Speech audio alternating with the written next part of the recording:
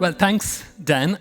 Thanks for introducing me, but thank you also for making it public that I enjoy Bollywood dancing. And I'm the only almost 60-year-old Zumba dancer in Geneva. So every time I go for Zumba, people look at me and say, how come you are here? But guess what? I outdo even the 18-year-olds at the Zumba class. So this is something I'm very proud of. Okay, so that aside, as you can see, I'm going to talk about trade, and I'm going to talk about how we can leverage technology for trade for the last mile. Oh, yeah. So, and before I start, maybe two very quick questions. Do you, or can you imagine that, or maybe just take a wild guess, how many people in this world, we had Andrea standing here about 5 minutes ago, but how many people in this world do you think have never even used not only a mobile phone, but the internet? Just take a wild guess. We have 3 billion people around this world, 37% of the world population, who have never used the web and the internet in their lives. All of you have a postal address sitting here in this hall, but there are 4 billion people around this world who do not have a physical postal address. Now, these are the people who I want to talk about today. Andreas, you spoke about the 2 billion people earlier who are in poverty, earning $3 a day, but there are 800 million people who are earning less than $2 a day, 1.90 to be more specific. This is 10 times the size of Switzerland. So just imagine you have people who represent 10 times the size of Switzerland who don't even earn $2 in a day. So I want to talk about these people because these are the people who are forgotten, who have no identity, who are not connected. But these are the people. The coffee you are drinking outside, these are the people who grow the coffee. The t-shirts you are wearing, the shirt I'm wearing today, these are the people who are picking the cotton, who are stitching your shirts, who are weaving, who are trimming. And I don't think we can talk about SDG solutions without finding solutions for these 800 million people who live in acute poverty. So I think, and these are people who have hope. They want to come out of the cycle of poverty, and there are ways of doing this. So we at the International Trade Center, the ITC, we essentially work with people like these at the bottom of the pyramid. And what we try to do is find good ways through inclusive trade to get them out of this vicious cycle of poverty. And I thought I would speak about maybe I'll take 3 examples of our work. And I wanted to use, since we are here at the Swiss Tech Convention Center, I wanted to use the acronym of TECH to take you through these examples of our work at the ITC.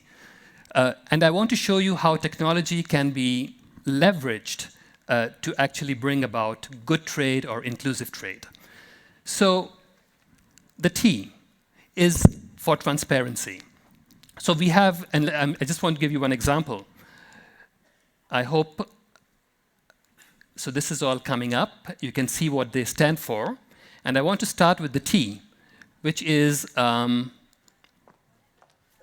right there. So today, I only heard Ethiopia and I heard Kenya, 2 developing countries, and I've just heard the name of Colombia. But all the other discussions today have not mentioned the developing countries. So I want to focus on 3 examples from developing countries. The first one here is from Rwanda. And what can digital technology do? Digital technology can actually, and we've spoken about blockchain today, it can help, through blockchain, give transparency to a supply chain. And in this very particular example, we have worked with actually a Swiss company called Swiss Connect. We have used their blockchain technology to work with a company in Rwanda called Nova Coffee. And Nova Coffee buys coffee from about 4,000 women coffee growers. Nova Coffee is a coffee processing company, also owned by a woman. And we worked with Nova Coffee, and what she has done is she has used this blockchain technology together with us to digitize the farmer transactions using blockchain technology. Now, why is this important?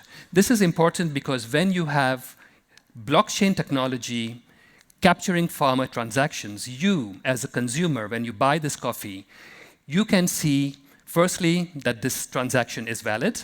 You can see how much the farmer has been paid, and you can see that it's actually women farmers who have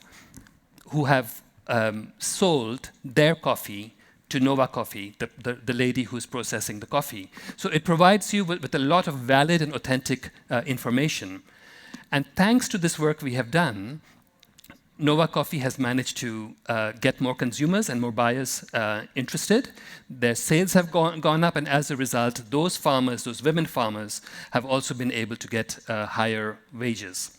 So it shows that using technology, or blockchain technology in this particular case, can help make supply chains more traceable, more transparent, but also help in bringing about a more gender-inclusive coffee value chain in Rwanda. Now, the second example is that of an enabler. So technology can be a huge enabler. Technology is not an end in itself, but it can be a huge enabler, as you will see in this next example. And this is an example from Gaza. Now, for those of you who don't know Gaza, the Gaza Strip, imagine a small strip of land, 365 square kilometers of land, where 2 million Palestinians are sardined inside, which, if it was a country, would be the third most populated or densely populated country in the world. And these people have absolutely no hope of being able to export any goods out of their country or out of that strip, because there is a blockade around their country. But they have a very powerful pool of young talent in the Gaza Strip.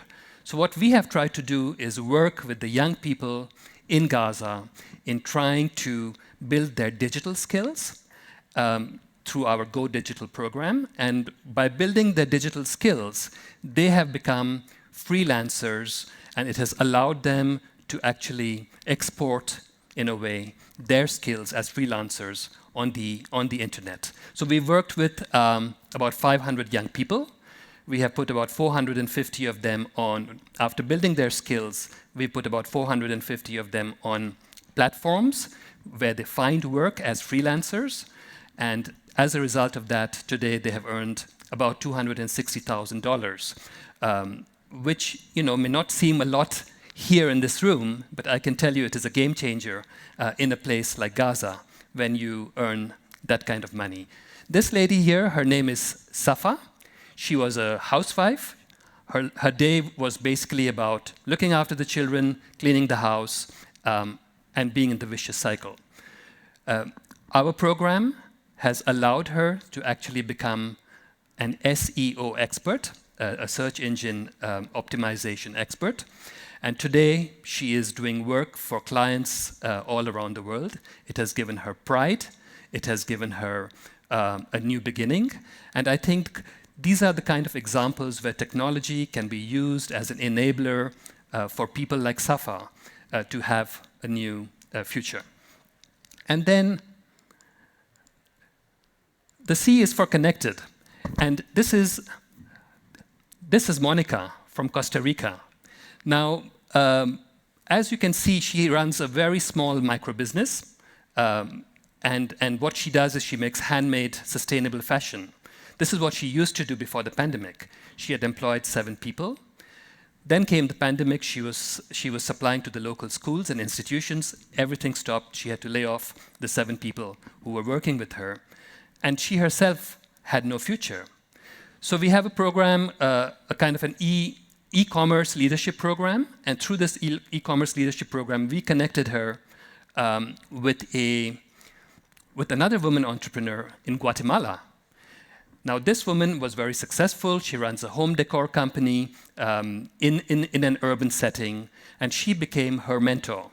And through this mentorship program, where she learned how to look at her business model in a different way, she started researching market trends, she started changing her product line, she rebranded her products, and she got a website.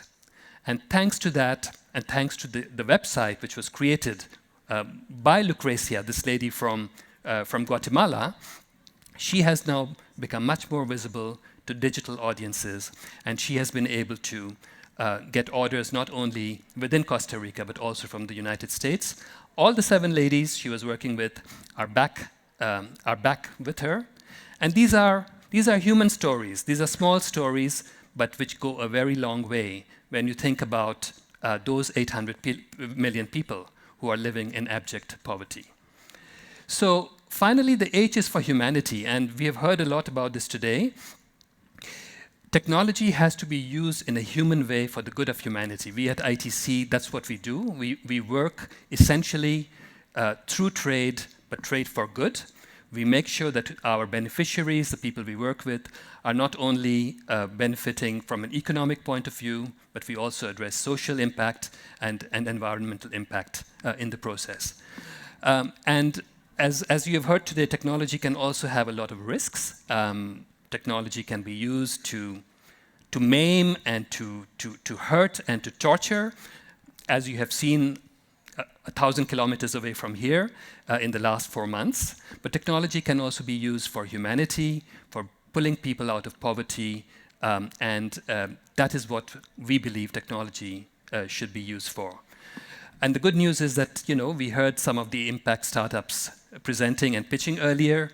These are people who are possessed by this idea of doing good, but also doing well in their business. We have this new generation of social entrepreneurs who are working for humanity, and every drop counts. So my only plea would be, people like Andreas and the Elea Foundation. Let's have more people like the people of the Elea Foundation who put their money into these impact startups, because they are the ones who are actually going to contribute to the transformation of the economy and to help us reach a net positive planet. So, and I liked very much, by the way, your impact points. I would like to hear more about the impact points later.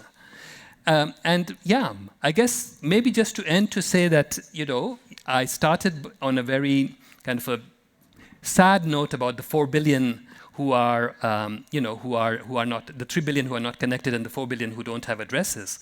But the good news is that even in the developing countries, there is a big movement around startups, around social enterprise, around impact startups. You've all heard of M-Pesa. Of course, it's a leapfrogging technology which has revolutionized financial inclusion in Africa. You've all heard of Jumia, the e-commerce platform, which is the Amazon of Africa. There are other technologies, where people are actually getting a physical address through their mobile, thanks to a patented technology created by an IT company called Taz. In India, you have startups who are helping farmers through remote, through satellites, through drone technology, and the list is very long. Where I see a bit of a gap is indeed the fact that the impactful startups here, the 30 who are exhibiting, are not connected to those startups in the developing countries. I think there is a lot which needs to be done to bring them together, and that's where Ale, I believe, people like yourselves can play a very important role. So I will end by just reminding you, next time you have your coffee, you look at your coffee capsule, or you wear your T-shirt, or you go to H&M and see your T-shirts and buy them, don't forget where they came from, and remember, you can all play a role in actually making trade more inclusive. Thank you very much.